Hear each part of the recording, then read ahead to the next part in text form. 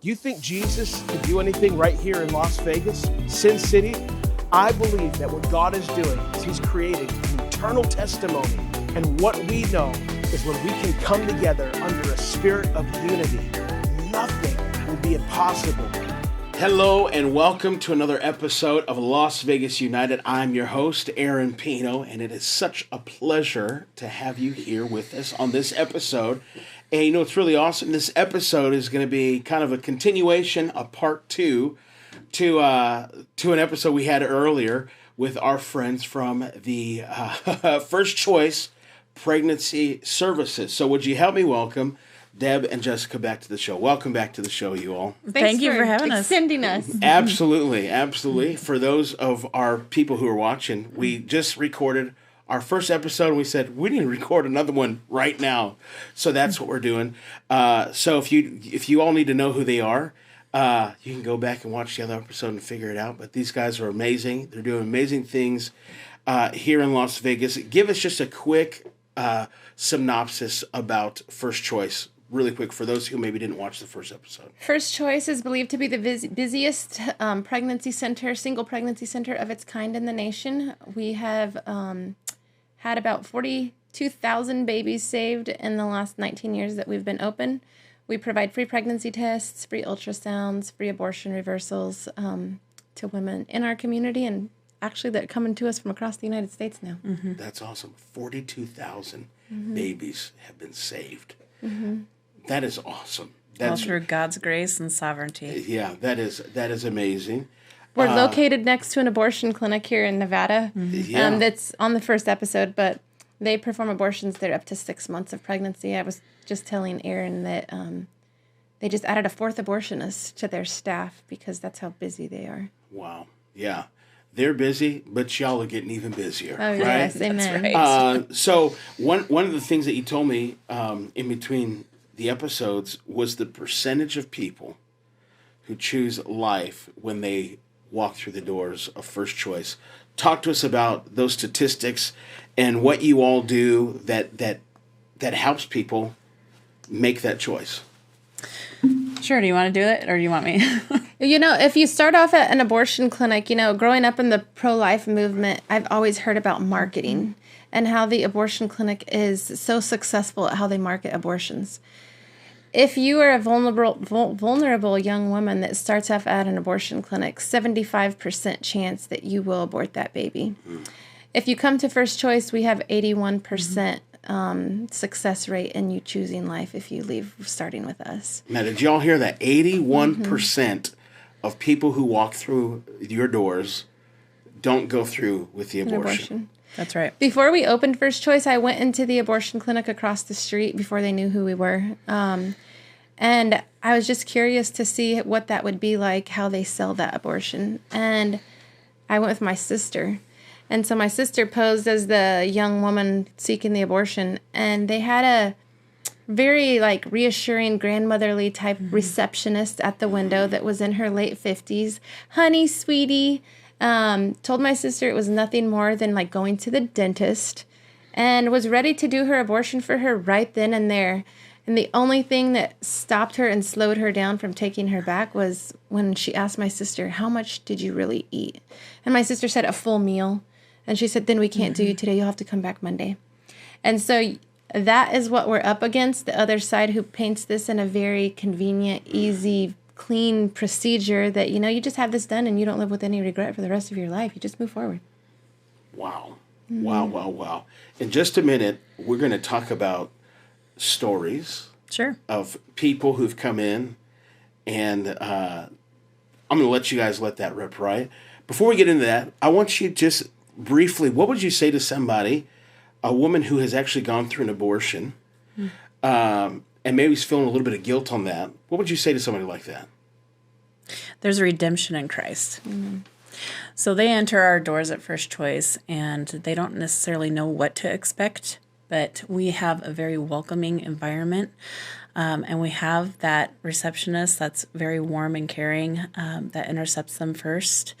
And then we let them know as we go through the consultation part that yes, there's forgiveness and hope and love found in Jesus Christ. So we are able to deliver the gospel message in these counseling rooms, which is a totally unique situation.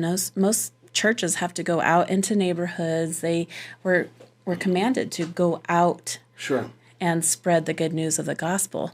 Well, it's a very unique situation because they come to us and we get the opportunity to share it with them right there in our counseling rooms when they've come to us for help in a desperate time of need.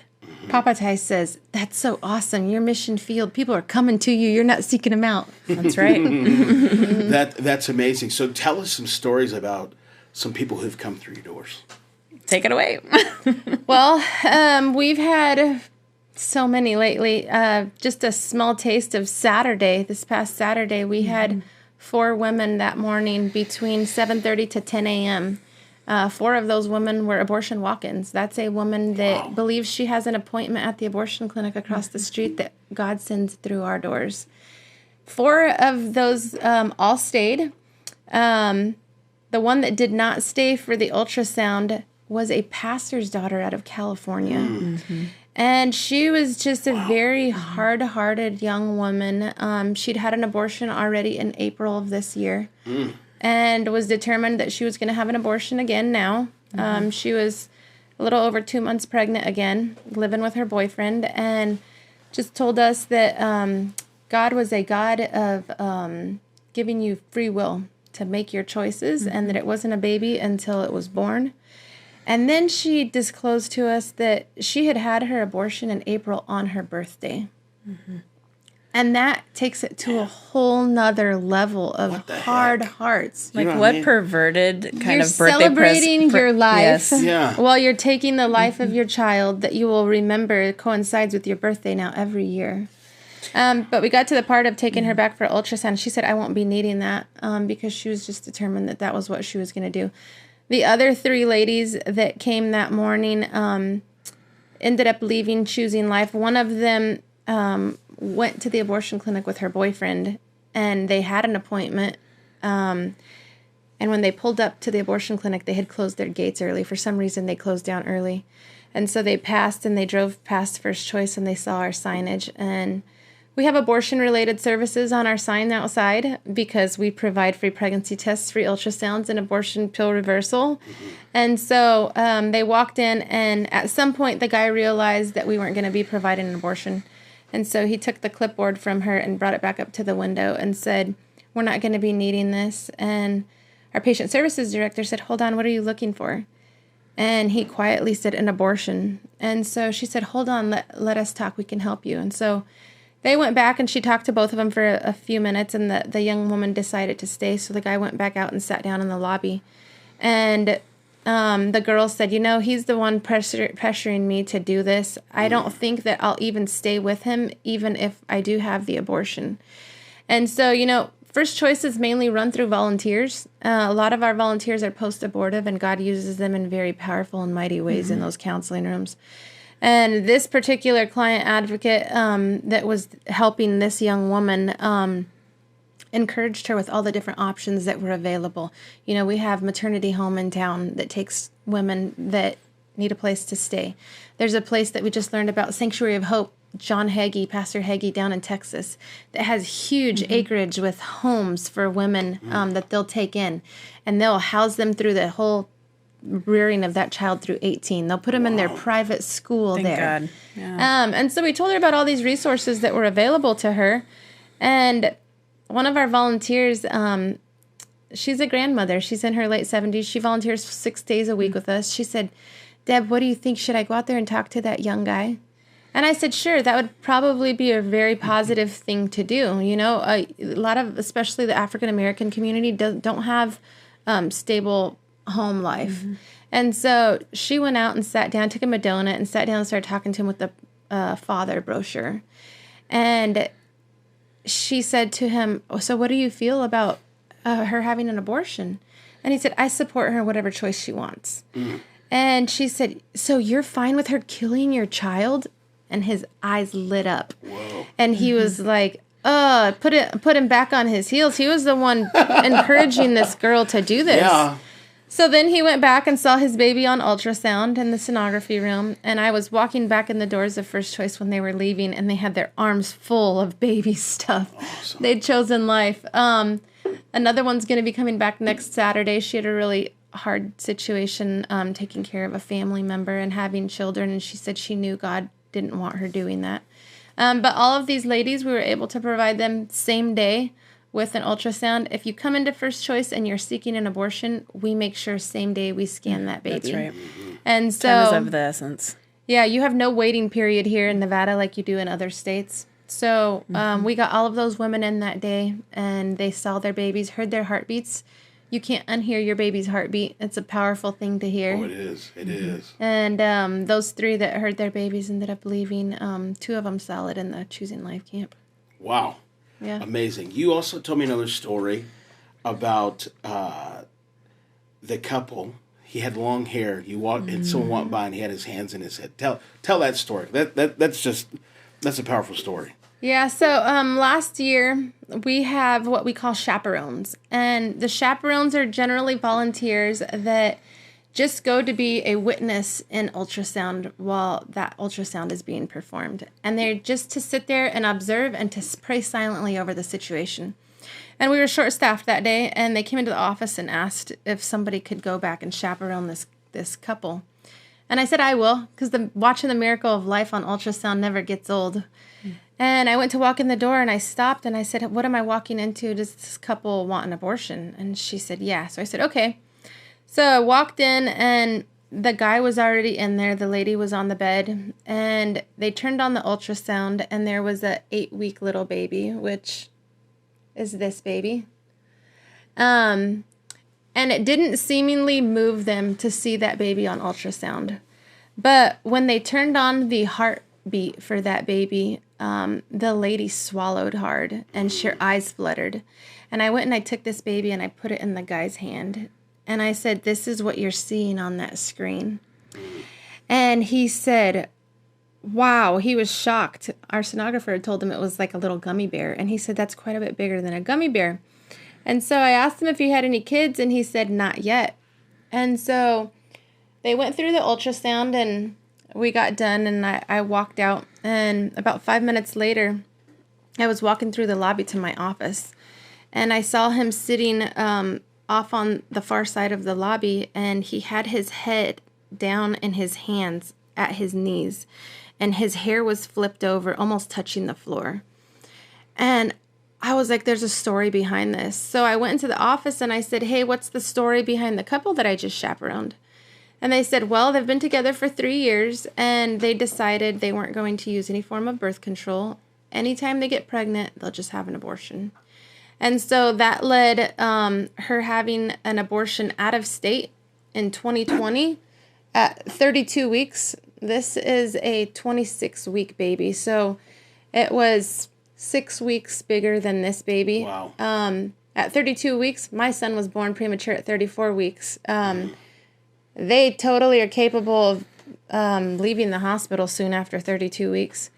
And then the following year, 2021, she had an abortion at 18 weeks, which is just between these two babies, a little bit bigger than this 16-week baby.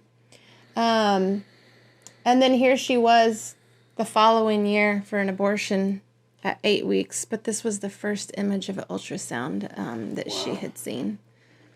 And so you have people like that use abortion as their birth control. I think the highest number I've heard of at First Choice, a woman having is 16 abortions, which is incredible that you could even carry a baby long enough at that point to have an abortion.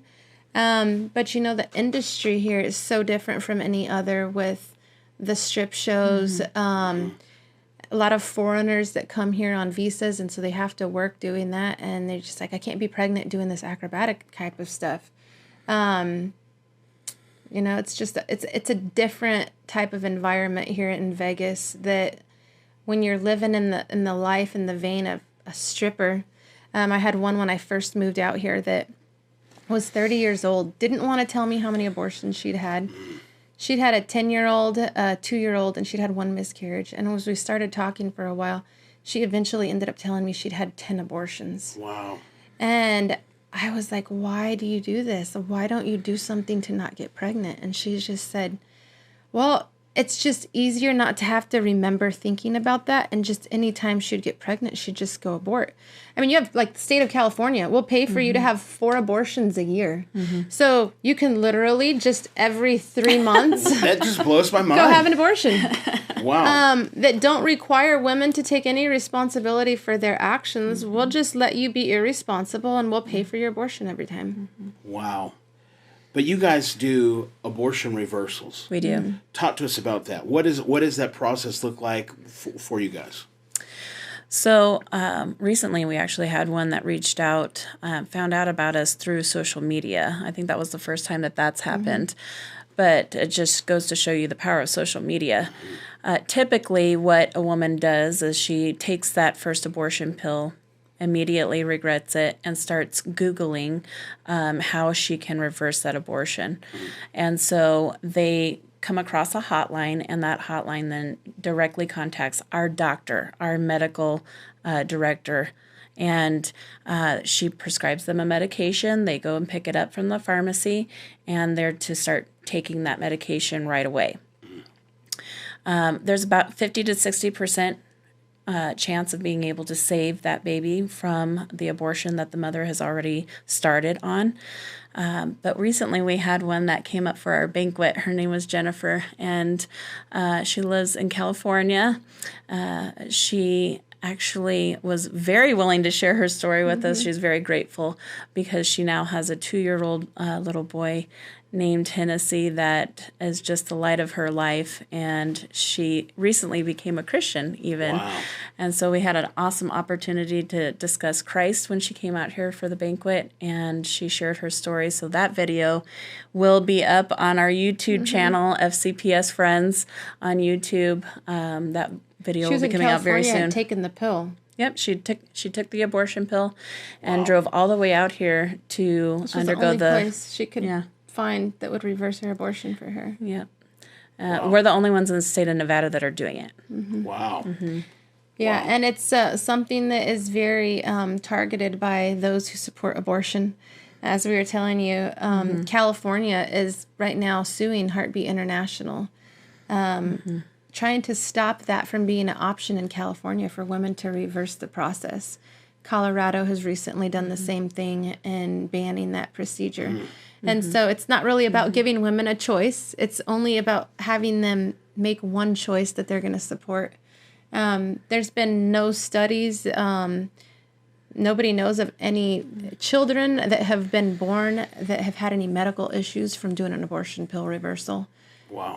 It's a completely safe procedure that basically is just a counteracting medication using a very safe hormone called progesterone that is used and has been used for many, many years for women that are miscarrying.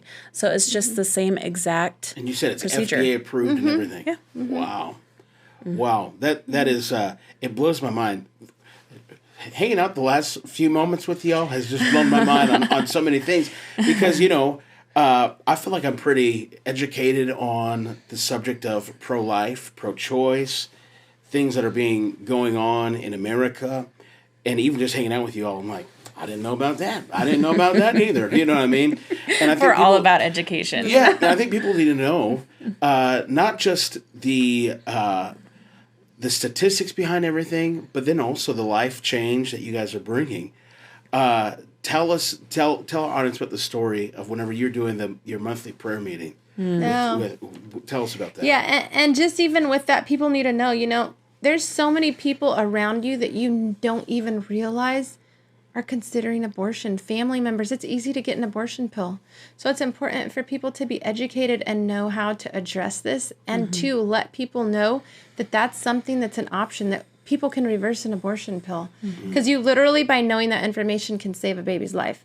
Yeah. But we have a monthly prayer meeting at First Choice that we'd encourage any of your listeners to show up. We'd love to overfill our lobby with prayer warriors. We were having a prayer meeting last month. It was October the 5th. And it was 4:30. We'd been closed for an hour, and somebody jiggled the door. And they had seen the lights on and that there were people in the lobby.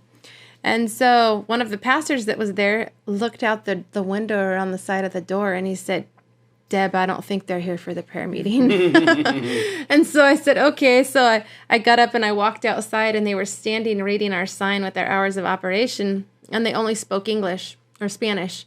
And so I started speaking to them and asked them what exactly they were looking for. I told them that we were going to be closed half the day. The following day, we would be open Saturday, and I asked them if I could book them an appointment. And the lady had a paper in her hand, and she finally said, well, I just need to know, do you guys do abortions? And I thought, oh, this is one we can't let leave because we might lose this baby if we don't see her right now. So I said, hold on just a minute. And I opened the door into the lobby, and I said, guys need to clear out. We're going to have an abortion walk-in come in right now. And I asked my assistant if she could take her. And so this lady was 42 years old, and she had been told by her neighbors and her friends and her family that she was too old to be having a baby, that the baby was going to have medical issues. And we got our patient services director on FaceTime with her, and she told her, my husband was born to a mother who was 46 years old, and he's totally fine. Mm-hmm. I told her, my mother had my last sister when she was almost 43 years old. Mm-hmm. You have to just trust God that he gave you a child when you didn't think you could have any more children at 42 years old. Mm-hmm. And he has a plan and a purpose for that baby.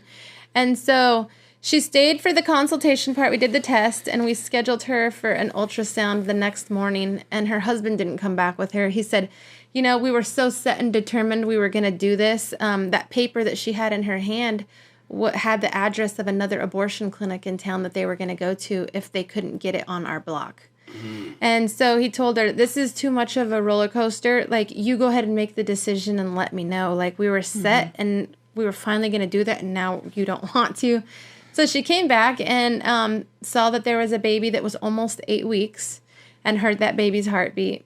And so Eve, our patient services director, invited her to our banquet that night and told her what it was. And so she told her husband she was going to take him to a nice dinner. And she had him dressed up, brought him to a nice dinner with 600 people. Well, it was a really nice dinner. Oh, I bet it was. Our events are pretty 5-star, top notch. Yeah. So we opened the evening with that story. I shared that story, how we just had, tying into the urgency of our location, how vital it is that we are there. And shared a picture of the image on the screen, and I had only learned 10 minutes before I took stage that they were there. Wow. And so they said, she's here, and I'm like, are you serious? So I opened it with that story, and then at the end I said, we have the couple here actually from that ultrasound you saw at the beginning of my opening. And so they came up on stage with about 8 other moms that had all had babies that had chosen life, that had either walked into First Choice for an abortion or had taken the pill and had succeeded in saving their babies. That's amazing. Yeah. For people who are watching right now, in just a minute, I'm going to ask you if they want to get involved, how, we can point to the website and everything like that. But what are some different serving volunteer opportunities that people in our city have to meet practical needs with you guys? Well, if you have time, if you love Jesus, and if you love life, we always say that you're a good fit for First Choice. Whether that be working in social media like I do, communications, advocating for the babies. You could be just chaperoning, like Deb that's her favorite job, is to just go back and chaperone with the ultrasounds, where the mothers get to meet their babies for the first time. It's a pivotal moment that has changed many people's lives just by having that done. As a matter of fact, one of my favorite times I chaperoned was with a lady that was also at our banquet this last October, and she was bound and determined to have an abortion. And I happened to be in the room when she saw for the very first time that she was actually carrying twins. Wow. And so it was one baby that saved the other baby's life. And then we had like a string of twins that were being We had a saved. string of triplets for a while. And then the baby, the mother that came in right after the twins was triplets. So it was just, God works in wonderful ways at First Choice. But truly, if you have funds that you'd like to donate toward the cause, we always have need in that area. There's always women that are looking for abortion until God shuts that down one day, and that's what we pray for. We would love to expand services in Las Vegas to women and open other centers. Yes, that's our goal. There's a need here. That's our goal. We'd love to be able to open a second center and maybe even more than that. But definitely, we need people there to do just about everything. Yeah. Cleaning, handymen, anything that is done with any business, we have the need for there as well. And like Deb said earlier, most of our business is run by volunteers. We have very few amount of staff that is actually there. So mainly everything is done by volunteers. Events, we have a huge need in events. So if you have life and breath, we can use you. Yeah. That's right. And if you can't come in, you can pray for us because Yeah, we right. always need prayer lifting us up. The spiritual battle at First Choice is unlike anything I've ever been involved with in my life. And we know the prayers of the righteous avail much. So That's right. if you can be at home praying for us, you might know somebody who supports the work that we do. Funding is always a challenge, especially with the economy being down the way it is. That adds a whole nother level to it. But if you've seen something in those last couple episodes that have tugged at your heartstrings and maybe encouraged you to get involved in the fight for life, then we encourage you to come down. We encourage you to take a tour, and you can do that either by just showing up or call us and make an appointment in advance. You can call 702-294-2273. That's 702-294-CARE. And, I always encourage people to come down and take a tour because I'm a very visual person. And just being able to visualize, we had a guy come down last year that is the head of a school here in town, a private school. And he said, I know you told me that you're next to an abortion clinic, but he said, you've got to get people here to visualize, like, what exactly that looks like. So to be able to come down, see that we have 6 counseling rooms. We have 3 ultrasound rooms. See where the hub of the operation is. So while you're praying for First Choice or you're thinking about it, you could be more specific about your prayer just by understanding how we're set up, our location, the urgency of it. I mean, if you stand out there at the abortion clinic for a few hours, you'll see tons of Ubers and Lyfts that will come and just drop people off. We see a death march down our street every single day and through our doors. Yeah. It's literally women that are coming to us seeking to pay somebody to murder their baby. Wow. What's the best way if people want to get involved and check you out online before they come through? What's the best way for them to do that? fcpsfriends.org. Awesome. We'll put that down below. Thank you guys so much. Thank you. For hanging out today. Appreciate it. This has been awesome. And listen, I want to thank you for taking time out of your schedule to join us right here on Las Vegas United. Hey, listen, we will see you next time at Las Vegas United. God bless you. Have a great day.